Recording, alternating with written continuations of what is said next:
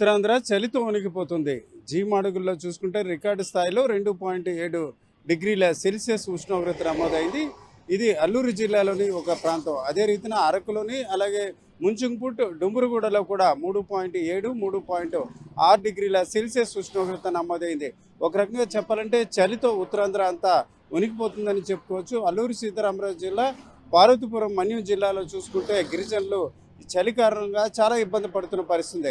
అయితే తాజాగా జనవరి మొదటి వారంలోనే ఈ రకంగా చలి తీవ్రత ఉన్న నేపథ్యాన రానున్న కాలంలో మరింత ఎక్కువగా ఉండే అవకాశం ఉంటుంది. ప్రధానంగా చూసుకుంటే చలి తీవ్రతతో పాటు మరోవైపు ఉత్తరాది నుంచి వీస్తున్న గాలులతో కూడా ప్రజలు ఇబ్బంది పడుతున్నారు. ముఖ్యంగా కనిష్ట ఉష్ణోగ్రతలు కూడా నమోదవుతున్నాయి. ఈ దశలో ప్రస్తుతం ఒకటి శ్రీలంక సమీపాన ఏర్పడిన అల్పపీడనం వాయుగుండంగా బలపడుతుంది. ఇది తుఫానుగా కూడా మారే సూచనలు కనిపిస్తున్నాయి.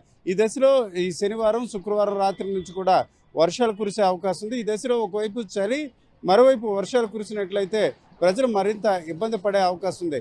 ఇక ఈ ఏడాదికి మాత్రం జీమాడుగుల్లో నిన్న 2.7 డిగ్రీల సెల్సియస్ ఉష్ణోగ్రత నమోదు కావడం రికార్డుగా చెప్పుకోవచ్చు. అదే సమయంలో సమీపంలో ఉన్న పాడేరు, ముంచుకుపుట్టు, డుంబురుగుడ, హుకుంపేటలలో కూడా అత్యల్ప ఉష్ణోగ్రతలు నమోదైన వాతావరణం కనిపిస్తుంది. Camera person తిరుపతితో Ramachandra Rao, RTV, Visakhapatnam.